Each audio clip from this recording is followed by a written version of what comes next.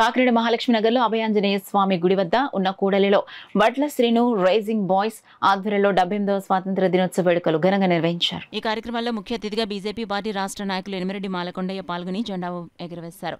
ఈ సందర్భంగా ఆయన మాట్లాడుతూ దేశ ప్రధాని నరేంద్ర మోడీ ప్రవేశపెట్టిన అనేక పథకాలను ప్రతి ఒక్కరూ అందిపుచ్చుకోవాలని పిలుపునిచ్చారు.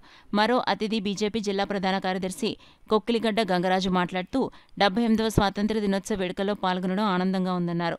అనంతరం స్థానిక పేద మహిళలకు నూతన వస్త్రాలు బీజేపీ నాయకుల చేతుల మీదుగా పంపిణీ చేశారు.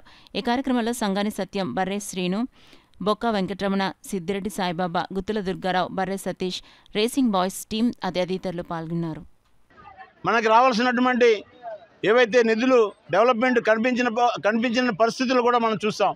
కానీ ఇవాళ నరేంద్ర మోడీ గారు ప్రధానమంత్రి అయిన తర్వాత దేశభక్తి కలిగినటువంటి వ్యక్తి కాబట్టి జాతీయ జెండా పట్టుకొని జాతీయ భావంతో మనం అందరం కూడా భారతీయులము ఐకమత్యంగా ఉండాలని చెప్పి ఒక 3 రోజుల పాటు తిరంగ యాత్రలు నిర్వహించమని చెప్పి పిలిపిస్తే ప్రతి ఒక్కరు కూడా అన్ని ప్రాంతాల్లో యాత్రలు చేసుకున్నాం. ఇవాళ మనం జాతీయ జెండా వేసుకొని దేశవ్యాప్తంగా జరుగుతున్న ఉత్సవాల్లో పాల్గొంటున్నాం. ఈ సందర్భంగా యువతను నేను కోరుతున్నాను, యువత రాజకీయాల్లోకి రావాలి. అభివృద్ధి తప్ప అవినీతి లేని వ్యవస్థ మనకు కావాలి. ఐకమత్యం తప్ప మత గొడవలు లేకుండా ఉండాలి. ఎవరి ఆస్తులు ఎవరు ఆక్రమణ చేసిన వ్యక్తిని తరిమి కొట్టి ఆస్తులు ఎవరైతే ఉన్నాయో వారికి అండగా నిలవాల్సిన అవసరం మన మీద ఉంది. ఇవాళ ప్రభుత్వ పరంగా అనేక అభివృద్ధి కార్యక్రమాలు ఇస్తుంటే మనం రాజకీయంగా కొట్లాట చేసుకొని మతం పరంగా కులం పరంగా విడిపోయి అభివృద్ధిని దూరం చేసుకునే విధంగా మన యొక్క పరిస్థితులు ఉన్నాయి. కాబట్టి నేను ఒకటే కోరుతున్నాను, మనకి మతాలు వేరు, కులాలు వేరు, వీటన్నింటినీ కూడా దూరంగా పెట్టి ఇంట్లో మతం ఉంటుంది, ఇంట్లో కులం ఉంటుంది, బయటకు వస్తే ఒక అభివృద్ధి మాత్రమే ఉండాలి.